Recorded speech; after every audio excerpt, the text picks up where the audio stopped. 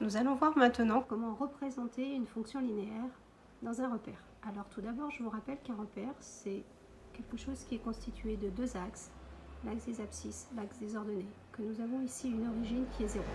J'ai gradué mon axe des abscisses et mon axe des ordonnées de 1 en 1 et de 1 en 1. Alors, une fonction linéaire, vous savez qu'elle est de la forme f de x égale ax, avec a qui est un nombre. A est ce qu'on appelle la pente ou le coefficient directeur de la droite qui va représenter la fonction f. Comment va-t-on faire? Tout d'abord, vous savez qu'une fonction linéaire passe par le point 0, 0.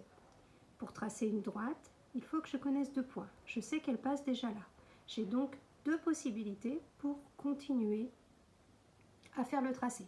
Première méthode, je vais choisir une valeur de x, celle que je veux, et je vais calculer son image, c'est-à-dire f de x. Je vais ensuite placer le point de coordonnées x, f de x, dans le repère, et cela va me donner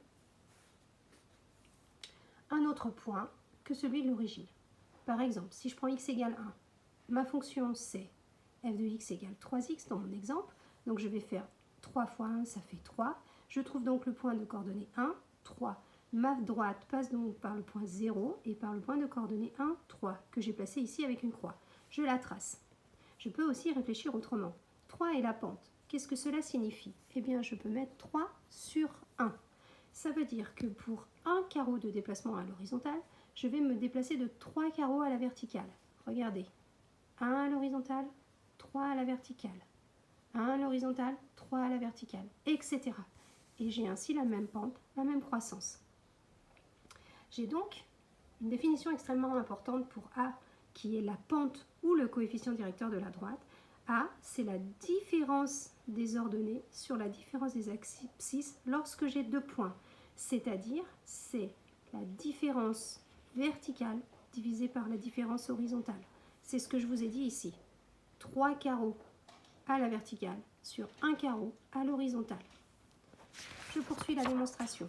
Exemple. Voici une fonction, donc vous voyez, j'ai placé un point n, ses coordonnées sont xn et yn, abscisse ordonnée. J'ai placé un point m, ses coordonnées sont xm, ym. Pour trouver l'équation de cette droite, donc f de x égale quelque chose, elle passe par 0, donc c'est f de x que multiplie, c'est un nombre que multiplie x. Le principe c'est de trouver ce deux tiers. Alors pourquoi est-ce que j'ai deux tiers? Ben regardez, comment est-ce que je passe du point n au point m? J'ai 3 carreaux de déplacement à l'horizontale et 2 carreaux de déplacement à la verticale. J'applique donc ma formule, c'est 2 sur 3. La différence des ordonnées est de 2 divisé par la différence des abscisses. Attention, une pente, c'est une tangente. Donc nous verrons ceci plus tard quand on fera de la trigonométrie. On divise toujours ce côté-là par celui-ci. L'inverse serait faux. Alors, on a donc, si jamais je veux faire un exemple numérique, si je vous donne une droite qui passe par les points de coordonnées A, 5, 2 et B, 8, 4, comment je vais faire? Eh bien, je vais prendre les deux ordonnées. Donc, les ordonnées, c'est 4 et c'est 2. Donc, je vais faire 4 moins 2, divisé par les deux abscisses, 8 et 5, que je soustrais. Ça fait donc 2 tiers. D'accord? Deux façons de le trouver, par le graphique, par le numérique. Dernière définition. Lorsque ma droite est dans ce sens, vous voyez que quand je me déplace de 1 carreau, je monte de A. Ça veut dire que A est une valeur positive. On dit que ma fonction est croissante. Pour celui-ci, quand je me déplace de 1, c'est toujours vers la droite, je descends. Ça veut dire que A est négatif. Ma fonction est décroissante. Dans ce sens-là, quand je me déplace de 1, je ne monte pas, je ne descends pas. A égale 0, j'ai une fonction constante.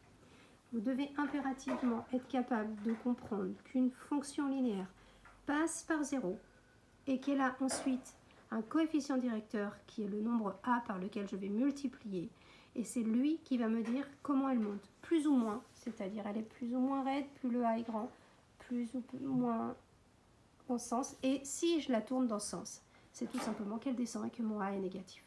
J'espère que vous avez compris.